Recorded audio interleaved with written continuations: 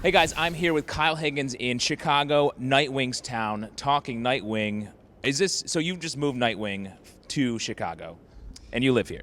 Yes. Well, I don't live here. I grew up here. Ah. I live in Los Angeles now, but I love that we can say Nightwing's town. Yeah. Like that's. I hope that catches on. All Chicagoans are going to be talking like that. So you want to have Nightwing get an Italian beef and ride the L. Yeah, he'll be going to Pizzeria Uno in Classic a Chicago. couple issues here. For legal reasons, it won't be called Uno. It'll be maybe Pizzeria Trace. I don't know. Much cooler. But or Pizzeria One. That's probably the better. Americanize it a little bit. Yeah. So why the move? He's redefining himself, sort of moving out from Dad's basement a little bit. Well, actually, that was one of the aspects that I wanted to avoid. I didn't want to just make the move based on, emotional state or frame of mind, or saying, well, I want to get out from under a shadow. Because even though this is the new 52, I've seen that before. Right. That's certainly there's certainly kind of an aspect of that just intrinsically with him moving, where he's completely on his own, and he's halfway across the country from Gotham and Batman and things and places like that. But the core motivation for the move is that Tony Zuko, the man that killed his parents, is still alive. So I wanted to have a strong enough hook that, as a reader, when you learn that Zuko is still alive, you're cheering for Nightwing to leave town, to chase after him. So.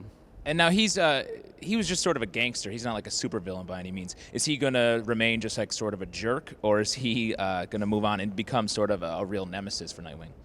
Well, actually, the idea behind Zuko right now is a little bit different. As you see in issue 19, he's working for the mayor of the city, but there's a life there that he's built in the last couple of years since he faked his death and went on the run and reestablished himself in Chicago. And that life is, it's built on a lie, obviously, but he's happy. And as we're going to get into in issue 20, there's, he has a family now. He has a wife and son, and Big Bad Nightwing coming to town to bring him back to Gotham to stand trial for his crimes. It threatens to tear away the very things that Tony has built.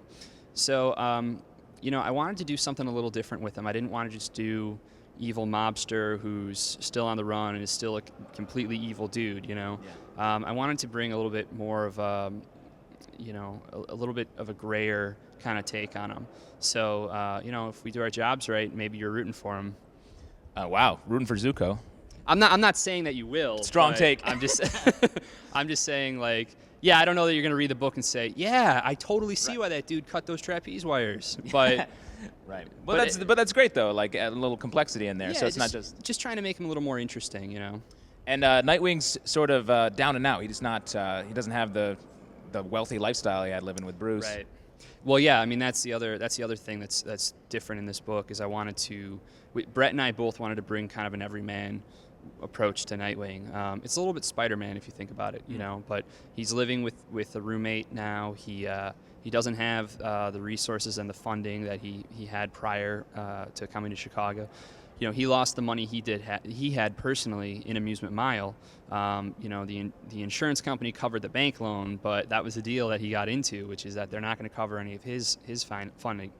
And then the relationship with Bruce isn't what it was, and on top of that, I don't call my parents every time I need something. So Dick out on his own in Chicago, it is a little bit what you said earlier, where it's removing from a shadow, but yeah, I mean that obviously wasn't the main reason to do it, but yeah, and he's living in Wicker Park, and everyone in the supporting cast that we're bringing in, even the new villains, are all there's a sense of energy behind each one, and it's something that Brett brings to the book in spades, and a lot of my choices and decisions that I'm making are to suit, what Brett's strengths are. And so it's creating a really cool sense of energy between us in the pages. And, you see it in issue 19, and issue 20 is even cooler. So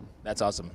Moving to a quote-unquote real town, is that going to be sort of reflected in the villains that he faces? Are there going to be a new sort of rogues gallery? How's that going to work going forward? Well, yeah. Well, there's a couple things. The first is that there's a mythology with Chicago in the DC universe that we're building, which is that there haven't been masks there in several years. So the reason for the lack of masks and what happened to them, i.e., they're all dead, is something that's going to be coming into play as Nightwing goes forward in the series. So there's that.